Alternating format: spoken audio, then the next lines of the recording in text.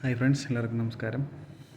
ഇന്നത്തെ വീഡിയോ ഒരു വ്യക്തിയുടെ വളർച്ച, അയാളുടെ ജീവിതത്തിൽ അയാളെങ്ങനെയാണ്, അയാൾക്കുണ്ടായ വളർച്ച ഏതൊക്കെ തരത്തിലാണ് ഉണ്ടാകുന്നത്, അതിലെന്തൊക്കെ ചെയ്യാൻ പറ്റും എന്നുള്ളതിനെക്കുറിച്ചാണ്. സാമ്പത്തികമായ വളർച്ചയ്ക്കാണ് പൊതുവേ എല്ലാവരും ശ്രമിച്ചുകൊണ്ടിരിക്കുന്നത്. ശാരീരികമായ വളർച്ച സ്വാഭാവികമായി നടന്നുകൊണ്ടിരിക്കുന്നു. സാമ്പത്തികമായ വളർച്ചയുടെ പിന്നാലെ പോകുമ്പോഴാണ് വിദ്യാഭ്യാസം, ജോലി അല്ലെങ്കിൽ ബിസിനസ് അങ്ങനെയുള്ള കാര്യങ്ങൾക്കായി അന്വേഷിച്ച് പോകുന്നത്. അതിലുപരി ഒരു വ്യക്തി എന്ന രീതിയിൽ ആ വ്യക്തിക്ക് സ്വന്തമായി അല്ലെങ്കിൽ ആ വ്യക്തിക്ക് ഉള്ളതായിട്ടുള്ള കുറച്ച് ഗുണങ്ങളുണ്ട്.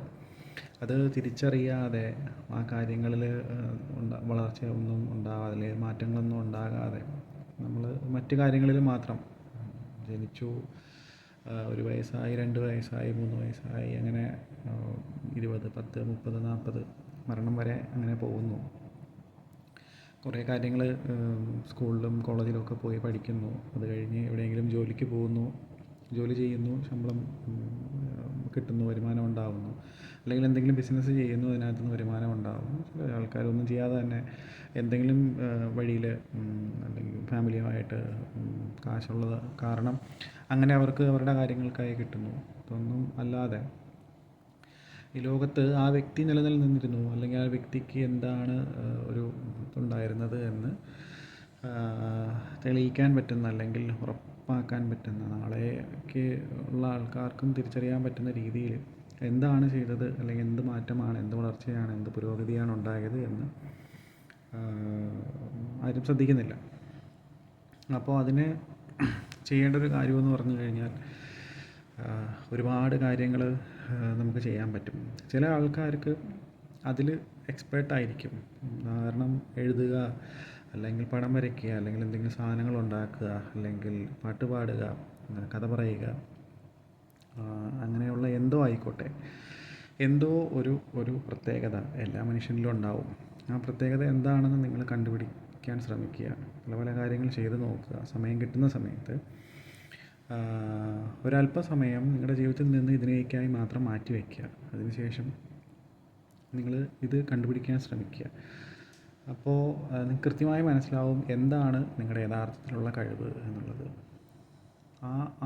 അത് നിങ്ങൾ കണ്ടുപിടിച്ച് കഴിഞ്ഞാൽ അത് മാക്സിമം അല്ലെങ്കിൽ പരമാവധി ഉപയോഗിക്കാൻ ശ്രമിക്കുക, അതിനെ വളർത്താൻ ശ്രമിക്കുക. സ്വാഭാവികമായിട്ടും നിങ്ങളുടെ മനസ്സിൽ നിങ്ങൾക്ക് നന്നായി ചെയ്യാൻ പറ്റും എന്ന് ഉറപ്പുള്ളതും, നിങ്ങളെന്നുള്ളൊരു വ്യക്തിക്ക് ചെയ്യാൻ പറ്റുന്നതുമായിട്ടുള്ളൊരു കാര്യം അതിൻ്റേതായ രീതിക്ക്, അതിൻ്റേതായ ആഴത്തിൽ നിങ്ങളത് അറിയാൻ ശ്രമിച്ച് ചെയ്യുകയാണെന്നുണ്ടെങ്കിൽ ആ ഒരു മേഖലയിൽ ഒരു പക്ഷേ നിങ്ങൾ പ്രശസ്തൻ ആയേക്കാം. അതിനുള്ളൊരു സാധ്യതയുണ്ട്. ഒരു പക്ഷേ മറ്റെല്ലാ വളർച്ചകളും ഇതിലൂടെ വരാനുമുള്ളൊരു സാധ്യതയുണ്ട്. അപ്പോൾ എന്താണ് എന്നുള്ളത് കണ്ടുപിടിക്കുക എന്നുള്ളതാണ് കാര്യം. അതെത്ര നേരത്തെ നമ്മൾ കണ്ടുപിടിക്കുന്നു അത്രയും സമയം നമുക്ക് നേരത്തെ കിട്ടും. പിന്നെ ഇത് കണ്ടുപിടിക്കാൻ വേണ്ടിയിട്ട് നമ്മൾ ചെയ്ത മറ്റ് കാര്യങ്ങൾ, പരീക്ഷിച്ച് നോക്കിയ പല പല കാര്യങ്ങൾ, അതിലൂടെ നമുക്ക് നഷ്ടമൊന്നും സംഭവിക്കാൻ പോകുന്നില്ല. നമുക്ക് കിട്ടാൻ പോകുന്നതെന്ന് പറഞ്ഞു കഴിഞ്ഞാൽ അതൊക്കെ എന്താണെന്ന് നമുക്കൊന്ന് അറിയാൻ, അതിൻ്റെ ഒരു ബേസിക്കായിട്ടുള്ള കാര്യങ്ങൾ മനസ്സിലാക്കാൻ നമുക്കൊരവസരം കിട്ടും.